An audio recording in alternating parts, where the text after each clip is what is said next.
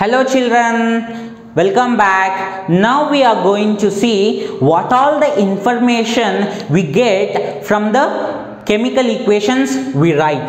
So there will be some information hidden within the chemical equation. Not hidden, it will be open. You can find out from the equation. What is that information? We will see now.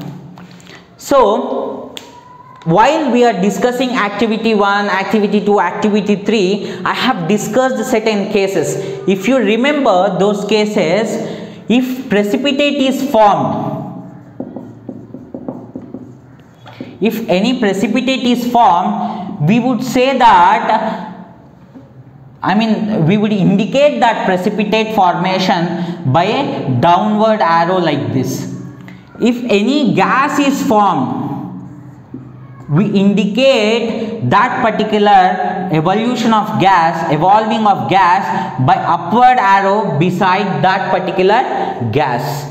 Next to that, in a heating condition, if you are heating the reactants, then you will indicate, if you are writing any equation, there is an important equation now I am going to say you, Fe2O3, remember, when it reacts with aluminium, gives rise to Fe plus Al2O3. Fe2O3 reacts with 2Al, 2Fe would be formed. Okay, so this is the equation. Okay, this is the equation called as thermite equation. Remember, this equation is called as thermite equation.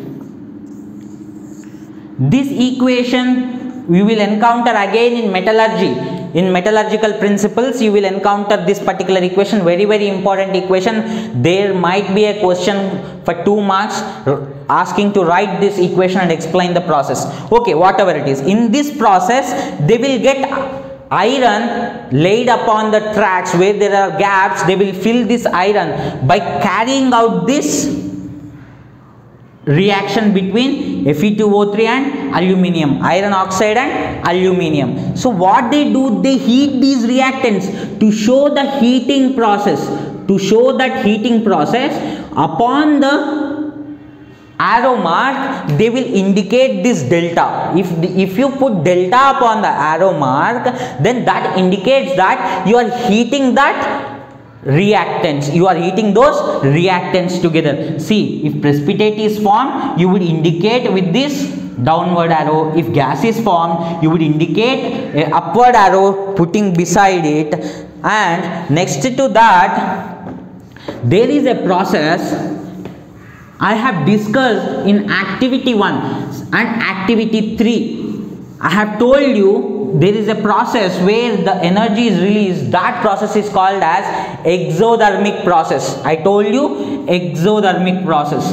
But opposite to this, if the reaction demands some energy to carry out, if the reaction happens by providing some energy, then such kind of reaction where the energy is used, in exothermic reaction the energy is released, whereas if the energy is used, such kind of reactions are called as endothermic reactions. What are those reactions called as? Endothermic reactions. So for this, what you do is you will use Q, plus Q and minus Q. See, we shall write here. Carbon, when it undergoes combustion, C plus O2. When it undergoes combustion, that energy will be released. Remember, when carbon undergoes combustion process, energy will be released. Then what you do is you will put plus Q. Q indicates heat energy. So this kind of reaction where the energy is released on the product side, that is called as exothermic reaction. Exothermic. Now you see, there is a reaction where nitrogen reacts with oxygen, giving rise to nitric oxide, that is where the energy is used to carry out this reaction. In order to carry out this reaction, energy will be used. So what you do, you will write minus Q on the products, indicating this minus Q, the energy is used to carry out this reaction. This kind of reaction is called as endothermic reaction. Endothermic reaction. So now you got to know different symbols to denote various process. To indicate that heating is carried out in the reaction process, there you will use delta. If you are saying that energy is released or energy is consumed, you will use Q to show exothermic or endothermic. Next to that, I have told you gas, evolving of gas can be indicated in zinc reaction with hydrochloric acid, Zn plus HCl, there will be evolution of hydrogen gas. That hydrogen gas, evolving of that hydrogen gas will be indicated by putting upward arrow beside hydrogen in the reaction like this. Zn plus HCl giving rise to ZnCl2 plus H2. Here H2 is released, so this upward arrow would be put beside it. Okay, it's not balanced. Yeah, it's balanced now. In the same way, the reaction between sodium sulfate Na2SO4 plus barium chloride BaCl2 giving rise to 2NaCl plus BaSO4. Here barium sulfite is a precipitate, so you will use this downward arrow. Beside barium sulfate, you will use downward arrow to show the precipitate formation. This indicates the gas formation, this indicates precipitate formation.